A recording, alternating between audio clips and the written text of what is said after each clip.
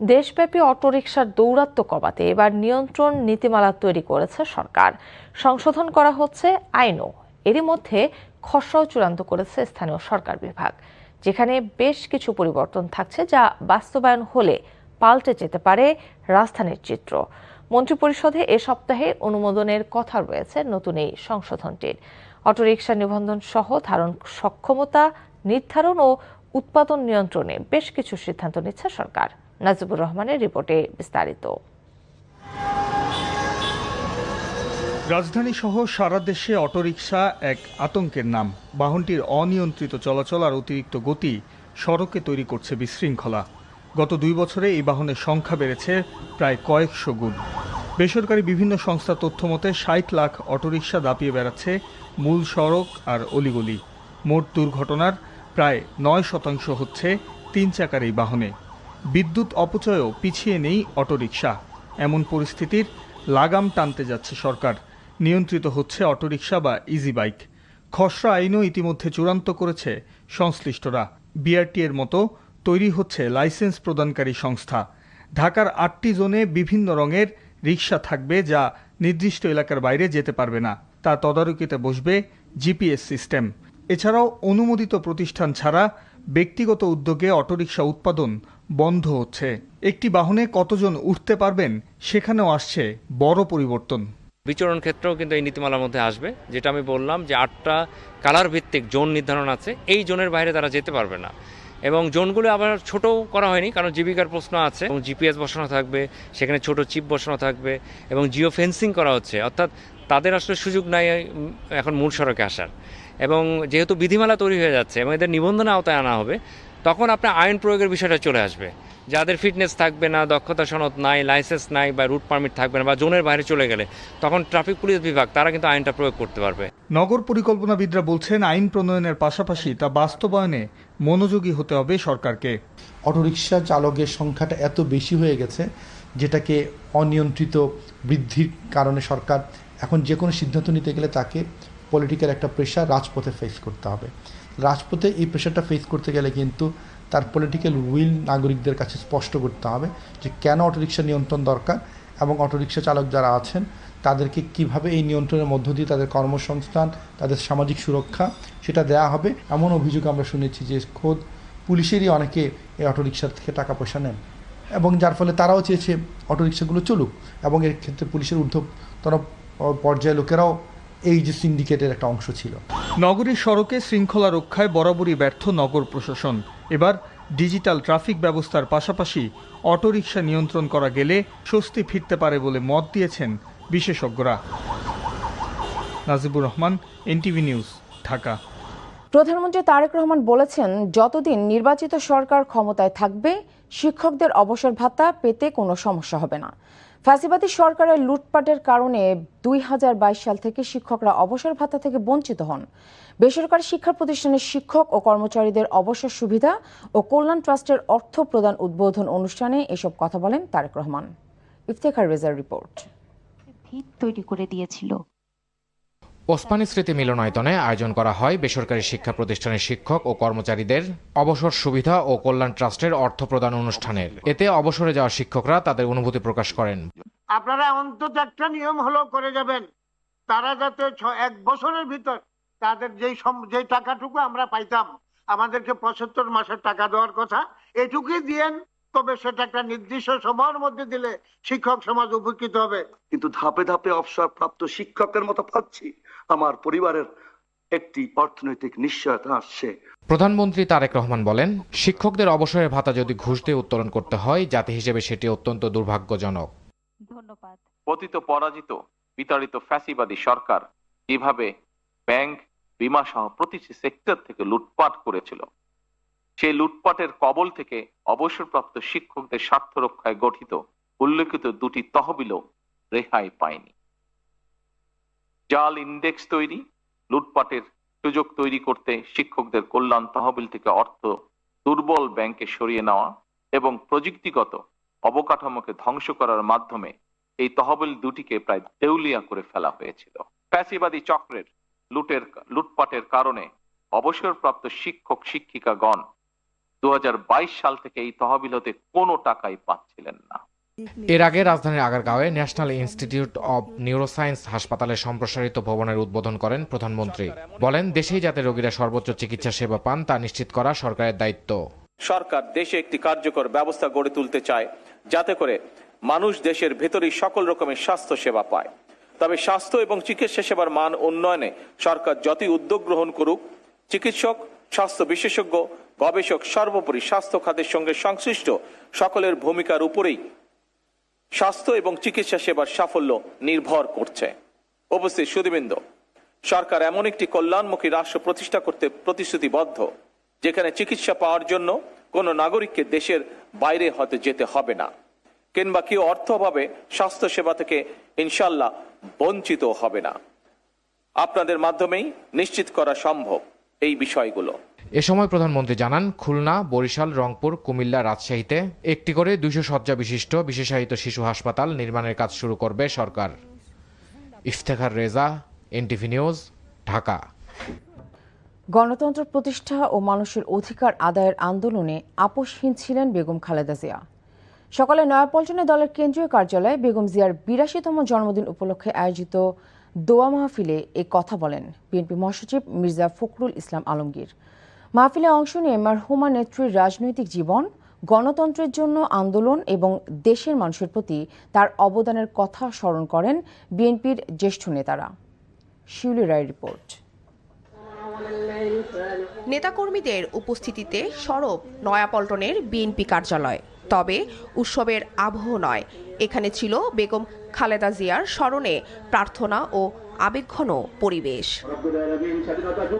3 বারের সাবেক এই প্রধানমন্ত্রীর জন্মবার্ষিকী উপলক্ষে আয়োজন করা হয় দোয়া ও মিলাদ মাহফিল।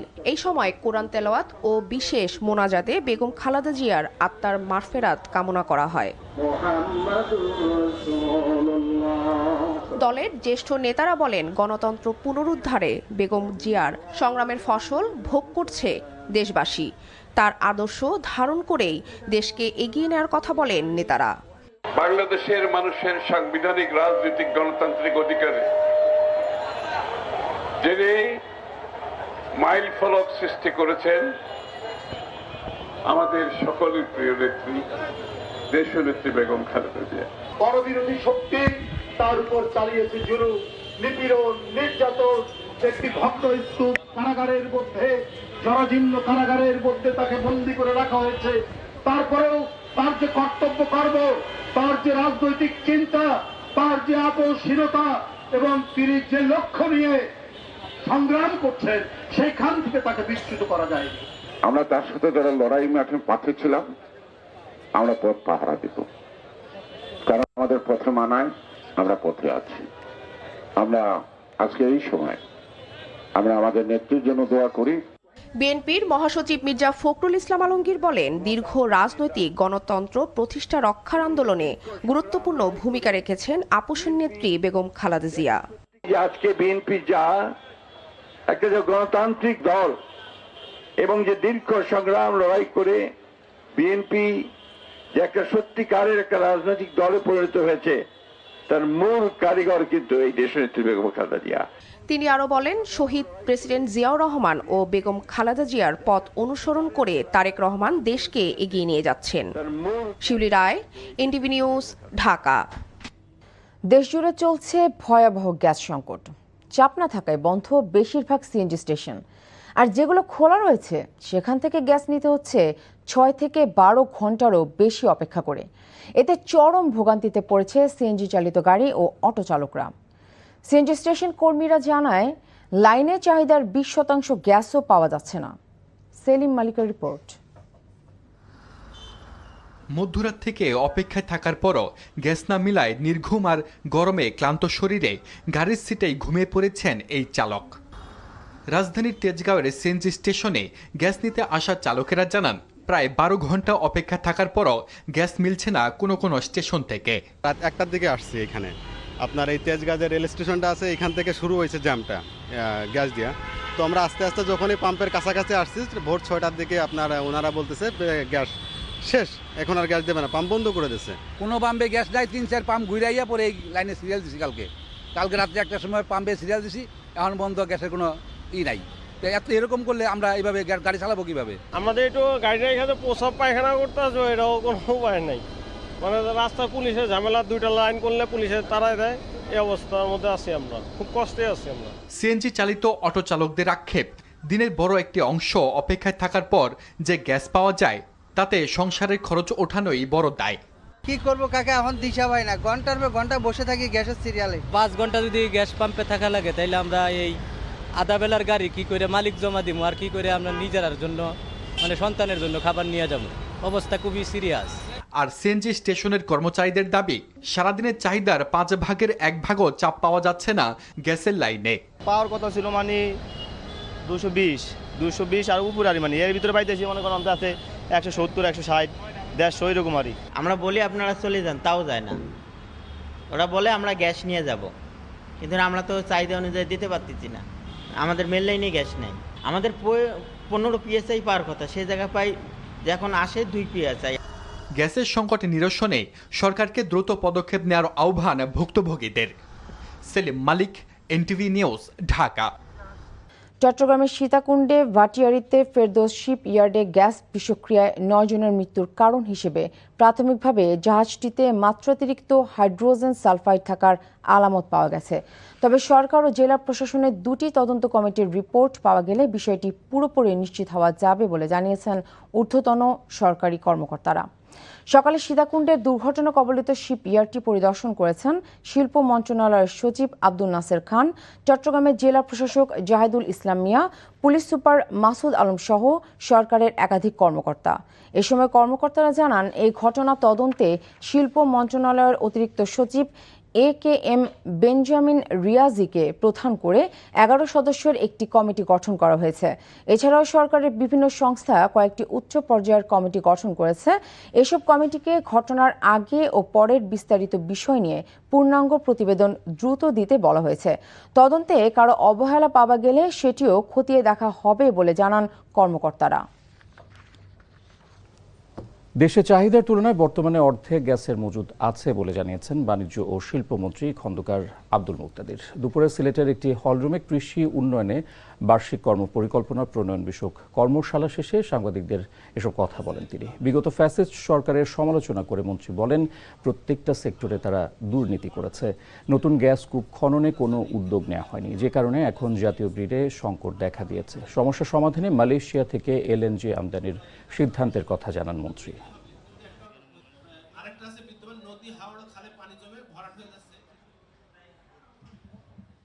যা আমাদের প্রয়োজন আমরা তার অর্ধেকে আছি, আরও ততটুকু দরকার। বিগত সরকারের সময় দীর্ঘদিন গ্যাস এক্সপ্লোরেশন বন্ধ ছিল। মাটির নিচে তো আপনি মাটি খুললেই গ্যাস পাবেন না। কূপ খনন করে যদি 5টা করেন, হয়তো একটাতে আপনি সাকসেসফুল হতে পারেন। দুর্যোগ ব্যবস্থাপনা ও ত্রাণমন্ত্রী আসাদুল হাবিব দুলু বলেছেন, তিস্তা নদীতে শুষ্ক মৌসুমে নদীর পানি ধরে রাখতে ভাটিতে আরেকটি ব্যারেজ নির্মাণের পরামর্শ দিয়েছে কারিগরি কমিটি। দুপুরে লালমনিরহাটের পাটগ্রাম উপজেলার কুচলিবাড়ি ইউনিয়নের সানিয়ানজান নদীতে সেতু নির্মাণ কাজ উদ্বোধন শেষে সাংবাদিকদের এসব কথা বলেন তিনি। মন্ত্রী জানান, সম্প্রতি চট্টগ্রাম ও সিলেট অঞ্চলে বন্যায় ক্ষতিগ্রস্ত কৃষক ও অবকাঠামো পুনর্বাসনের কাজ শুরু হয়েছে। পরে তিনি পাটগ্রাম থানা ভবনে নির্মাণ কাজের উদ্বোধন করেন। তার সন্তান তো মানুষের তারেক রহমানের উপর এবং এই আসনের ব্যারিস্টার হাসান, যার মা প্রধানমন্ত্রী, নিজে প্রধানমন্ত্রী। এখানে শুকনা মৌসুমে পানির সংকট হবে, সেটা টেকনিক্যাল টিমকে আমরা বলেছিলাম যে আপনারা শুকনা মৌসুমে পানি ধরে রাখার কি ব্যবস্থা হবে। ওনারা নতুন করে প্রস্তাব করেছেন যে ডাউনে আরেকটা ব্যারেজ করতে হবে। আগামী 18 তারিখ বুয়েটে আমাদের একটি এই ব্যাপারে সেমিনার রয়েছে এবং মাননীয় প্রধানমন্ত্রী খুবই আন্তরিক। ওনার কথা হচ্ছে যে আমি দ্রুত সময় কাজ করতে চাই। আগামী কয়েকদিনের মধ্যে গ্যাস সংকট কমে আসবে বলে আশা প্রকাশ করেছেন প্রধানমন্ত্রী তারেক রহমান। সংকটের জন্য দুঃখ প্রকাশ করে প্রধানমন্ত্রী বলেন, ফেসিবাদী সরকার নতুন গ্যাস কূপ খনন না করে জ্বালানি খাতকে আমদানি নির্ভর করেছে এবং মেগা প্রকল্পের নামে বিপুল অর্থ পাচার করেছে। হঠকারিতার মাধ্যমে গ্যাস বিদ্যুৎকে ইস্যু না বানিয়ে সুনির্দিষ্ট প্রস্তাব থাকলে সংসদে উপস্থাপনে বিরোধী দলের প্রতি আহ্বান জানান তিনি। বেগম খালেদা জিয়ার মৃত্যুর পর প্রথম জন্মদিন উপলক্ষে দরিদ্রদের মাঝে অনুদান প্রদান অনুষ্ঠানে এসব কথা বলেন প্রধানমন্ত্রী। ইফতেখার রেজার রিপোর্ট। শনিবার বিকেলে রাজধানীর মহাখালী করাইল এলাকায় টিএনটি মাঠে সাবেক প্রধানমন্ত্রী মরহুমা বেগম খালেদা জিয়ার জন্মবার্ষিকী উপলক্ষে দোয়া মোনাজাত ও দরিদ্র অসহায়দের মাঝে অনুদান বিতরণ অনুষ্ঠান আয়োজন করে ঢাকা 17 আসনের বিএনপি ও অঙ্গ সংগঠন। প্রধানমন্ত্রী তারেক রহমান বলেন, কিছু রাজনৈতিক দল হঠকারিতার মাধ্যমে বিদ্যুৎ ইস্যুকে কেন্দ্র করে দেশে অরাজকতা সৃষ্টির চেষ্টা করছে। সমালোচনা না করে তাদের সমস্যার সমাধানের পরিকল্পনা প্রদানের আহ্বানও জানান প্রধানমন্ত্রী। আজকে এই সকল রাজনৈতিক দলকে পরিষ্কারভাবে আমি বলতে চাই, আপনারা যদি মনে করেন অতই জনগণের প্রতি আপনাদের দায়িত্ব আছে, তাহলে আপনাদের পরিকল্পনা নিয়ে আসুন জনগণের সামনে। আপনাদের পরিকল্পনা যদি আগামী 3 মাসের মধ্যে সমস্যার সমাধান করে দিতে পারে, তাহলে আমি আপনাদের পরিকল্পনায় গ্রহণ করব। তাদের প্রতি আমি চ্যালেঞ্জ ছুড়ে দিলাম। শুধুমাত্র জনগণকে বিভ্রান্ত করার জন্য, দেশকে বিভ্রান্ত করার জন্য এইসব কথা তারা বলে থাকে, তাহলে অবশ্যই তাদেরকে জনগণের কাছে ক্ষমা চাইতে হবে। কারণ একজন রাজনীতিবিদ হিসাবে শুধু জনগণকে বিভ্রান্ত করা তার দায়িত্ব বা কাজ নয়, বরং একজন রাজনীতিবিদ হিসাবে জনগণকে ধৈর্য শেখানো এবং সঠিক পথ দেখানোই হচ্ছে একজন রাজনীতিবিদের কাজ। আগামী কয়েকদিনের মধ্যে গ্যাসের সমস্যা সমাধান হবে বলেও আশ্বাস দেন প্রধানমন্ত্রী। গ্যাস বাংলাদেশের একটি প্রাকৃতিক সম্পদ ছিল। বিগত 17 বছর বাংলাদেশের নিজস্ব যে প্রাকৃতিক সম্পদ, যে গ্যাস কূপগুলো ছিল, স্বৈরাচাররা একটি গ্যাস কূপ নতুন করে তারা খনন করেনি বা করতে দেয় নাই। রাষ্ট্র পরিচালনার দায়িত্ব পাওয়ার সাথে সাথে আমরা সিদ্ধান্ত গ্রহণ করেছি, বাংলাদেশ পেট্রোলিয়াম কর্পোরেশন যে বাপেক্স আছে, অর্থাৎ সরকারি যে সংস্থা আছে, তারা দেশের মাটিতে গ্যাস খনন কার্যক্রম দ্রুত শুরু করবে। এখন এই মূল্যবান গ্যাসের একটি বড় অংশ আমাদেরকে বিদেশ থেকে নিয়ে আসতে হয়, যেই জাহাজের মাধ্যমে নিয়ে এসে যে স্টোরেজের মধ্যে রাখতে হয়, সেই স্টোরেজের ব্যবস্থা মাত্র 2টি করে গিয়েছে 15 বছরে সেই ফ্যাসিবাদ।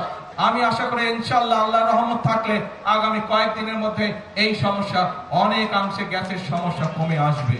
প্রিয় ভাই বোনেরা, সমগ্র বাংলাদেশের মানুষ যে বিদ্যুতের কষ্ট পাচ্ছেন, আমি আন্তরিকভাবে তার জন্য দুঃখ প্রকাশ করছি। কিন্তু এই সরকার আপনাদের সরকার, এবং আমরা কাজ করছি যত দ্রুত সম্ভব মানুষকে এই কষ্টের হাত থেকে রক্ষা করার জন্য। উপজেলা হাসপাতালগুলোকে 50 থেকে 151 শয্যায় রূপান্তর করা হবে বলেও জানান সরকার প্রধান। আমি এই দেশ এবং এই দেশের মানুষ। Iftekhar Reza, NTV news, Dhaka.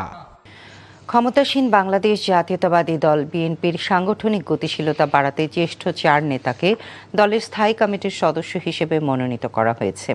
আজ বিএনপির এক সংবাদ বিজ্ঞপ্তিতে এই তথ্য জানানো হয়। স্থায়ী কমিটির নতুন 4 সদস্য হলেন দলের বর্তমান জ্যেষ্ঠ যুগ্ম মহাসচিব রুহুল কবির রিজভী আহমেদ, দলীয় চেয়ারম্যানের কাউন্সিলের সদস্য আমানুল্লাহ আমান, ঢাকা মহানগর উত্তর বিএনপির সাবেক ভারপ্রাপ্ত আহ্বায়ক ফরহাদ হালিম এবং বিএনপি চেয়ারম্যানের উপদেষ্টা কাউন্সিলের সদস্য মোহাম্মদ ইসমাইল জবিউল্লাহ। ওই বিজ্ঞপ্তিতে বলা হয়, উল্লেখিত নেতারা তাদের মেধা ও বিচক্ষণতা দিয়ে সুচিন্তিত পরামর্শের মাধ্যমে সর্বোচ্চ নীতি নির্ধারণী ফোরামে দল ও জনগণের পক্ষে গুরুত্বপূর্ণ সিদ্ধান্ত গ্রহণে অবদান রাখবেন। সংবিধান নতুন করে লেখা যায় না, সংশোধন করতে হয়। সংস্কার আর সংশোধন একই বিষয়। জাতীয় সংসদের চিফ হুইপ নুরুল ইসলাম মনি এসব কথা বলেছেন। বিরোধী দলের হাতে সরকারের বিপক্ষে কোনো পয়েন্ট নেই বলেই তারা সংবিধান সংশোধনে গঠিত বিশেষ কমিটিতে নাম দেয়নি বলে মন্তব্য করেন তিনি। বিকেলে জুলাই গণ অভ্যুত্থানের 2 বছর উপলক্ষে জাতীয়তাবাদী সাংস্কৃতিক দলের আলোচনা সভায় তিনি আরও বলেন, রাজনৈতিক দলগুলো ঐক্যবদ্ধ না থাকলে এর সুযোগ নেবে গণতন্ত্র বিরোধীরা। গত 5.5 মাসে দেশ পরিচালনায় তারেক রহমান সরকার যে ইমেজ তৈরি করেছেন তা নজিরবিহীন বলেও মন্তব্য করেন তিনি। চিফ হুইপ অভিযোগ করেন, ফেসিস্ট হাসিনা সরকার 98% গ্যাস ভারতের হাতে তুলে দিয়েছিল, ফলে এখন সংকট তৈরি হয়েছে।